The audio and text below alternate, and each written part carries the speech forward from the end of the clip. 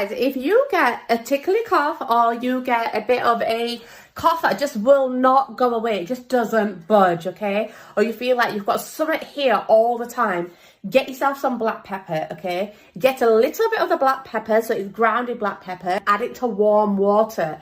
Drink that. It will give you a kick and it'll be like, oh my God, what on earth have I drank? But it'll soon and quickly get rid of it. It's been the best thing I've ever done, and it's the best thing that my husband got told to do. Best thing ever.